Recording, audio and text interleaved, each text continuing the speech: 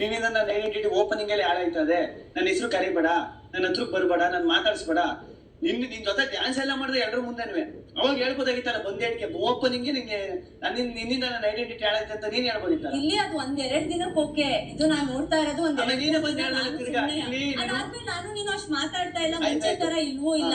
ಇದು ಏನಾಗ್ತಾ ಇದೆ, ಡೇ ಒನ್ ಇಂದಾನು ನಾನು ಬಂದಿದ್ದ ದಿನದಿಂದಾನು ಇವತ್ವರೆಗೂ ಅದೇ ಪ್ಯಾಟ್ರನ್ ಅಲ್ಲಿ ಇದೆ. ಅದಕ್ಕೋಸ್ಕರ ನಾನು ಹೇಳಿದ್ದು. ಆಯ್ತಾ, 7 ದಿನ ಆದ್ಮೇಲೆ ನಿಂಗ್ ಬಂದೇನಂದ್ರೆ ಕಿಲ್ಲಿ ಬರೀ 7 ದಿನ ಅಷ್ಟೇನಾ ನಿಂದು?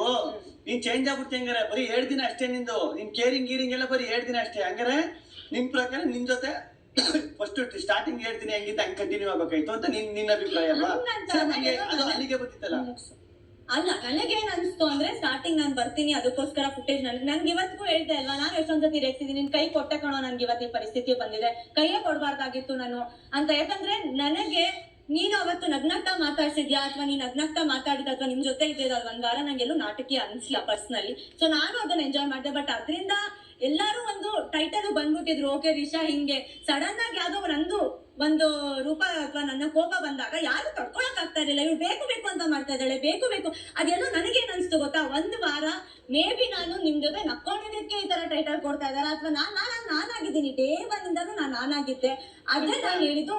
ಆಗ ಒಂದ್ 2 ದಿನ ಕ್ಯಾಮ್ರಾ ನನ್ನ ಮೇಲಿತ್ತು ಅಥವಾ ನನ್ನ ಎಂಟ್ರಿ ಇದ್ದಾಗ ನೀನ್ ಇದ್ದಿದ್ದು ಗಿಲ್ಲಿ ಬೇರೆ, ಸೊ ಇದಾಗ ಸಡನ್ ಆಗಿ ಆಗಿದ್ದು ಗಿಲ್ಲಿ ಬೇರೆ. ಅದು ನಿನ್ನ ಇಂಟ್ರೆಸ್ಟ್, ಅದು ನೀನ್ ನನ್ನ ಜೊತೆ ಮಾತಾಡಿಸ್ತೀಯೋ ಬಿಡ್ತೀಯೋ ಅದು ನಿನಗ್ ಬಿಟ್ಟಿದ್ದು. ಅಥವಾ ನೀನು ಚಂದ್ರು ಡಾರ್ಲಿಂಗ್ ಅಂತ ಚಂದ್ರನ ಮನೆ ಕಳ್ಸಾಯ್ತು.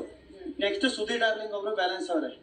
ಅದಾದ್ಮೇಲೆ ಮೋಸ್ಟ್ಲಿ ಧನು ಡಾರ್ಲಿಂಗ್ ಇಲ್ಲ ಅನ್ಸುತ್ತೆ. ಮೋಸ್ಟ್ಲಿ ಇಲ್ಲ ನಾನು ಹುಷಾರಾಗ್ಬಿಟ್ಟೆ, 7 ದಿನಕ್ಕೆ ಹುಷಾರಾಗ್ಬಿಟ್ಟೆ. ಮೋಸ್ಟ್ಲಿ ಅಭಿ ಡಾರ್ಲಿಂಗ್ ಅನ್ಸುತ್ತೆ. ಅದಾದ್ಮೇಲೆ ಧ್ರುವ ಡಾರ್ಲಿಂಗ್ ಅನ್ಸುತ್ತೆ. ಅದಾದ್ಮೇಲೆ ರಘು ಡಾರ್ಲಿಂಗು.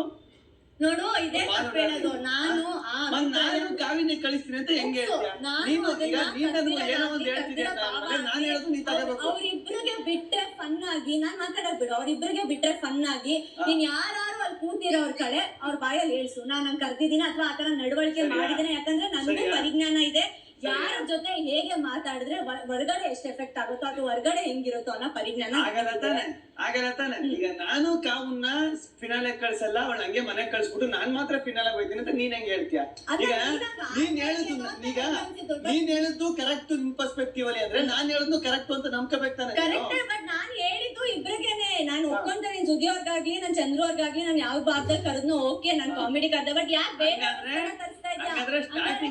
ನನ್ನ ಇದೇ ಹೇಳ್ತಾ ಇರೋದು, ಇದೇ ವಿಷ ಕಾರ್ಬೇಡ ಅಂತ. ನೀನೇ ವಿಷ ಕಾರ್ತಿರೋ ನಾನಲ್ಲ. ಈಗ ಒಂದ್ ನಿಮಿಷ, ಕಾವು ಏನು ದಡ್ಡಿ ಅಲ್ಲ, ಅವಳು ಏನು ಚಿಕ್ಕ ಹುಡುಗಿ ಅಲ್ಲ. ಅವನು ಕಾವು ನನ್ನಿಂದ ಚಂದ್ರಪ್ರಭಾ ಅವ್ರು ಹೋದ್ರು ಅಂತ. ಯಾಕೆ ನಿನ್ನಿಂದಾನೇ ಹೋಗಿರ್ಬಾರ್ದು? ಯಾಕೆ ಕಾವಿನಿಂದಾನೇ ಹೋಗಿರ್ಬಾರ್ದು? ಮನ್ಸಿಗೆ ಅವರು ಏನೋ ಹೇಳ್ಬೇಕಾಗಿರೋದು ಅಂತ ಅನ್ಸಿದ್ ನನಗೂ ಅನಿಸ್ತು. ಆಯ್ತು ಅಥವಾ ಹೇಳಿದ ರೀತಿಲಿ ಅವ್ರು ಸಮರ್ಥನೆ ಮಾಡ್ಕೊಳಕ್ ಆಗ್ಲಿಲ್ಲ. ಅದಕ್ಕೋಸ್ಕರ ಪಾಪ ಅವ್ರು ಹೇಳಿ ನಾನೇನ್ ನೋವು ಮಾಡಿದ್ನೋ ಅದೇನೇನು ಅವ್ರ ತಲೆಗೂ ಬಂದಿರೋದ್ರಿಂದ ಅವ್ರು ಯಾಕೆ ಹೋದ್ರು ಅಂತ ಅವ್ರೊಬ್ಬರಿಗೆ ಗೊತ್ತಿರೋದು. ಆಯ್ತಾ?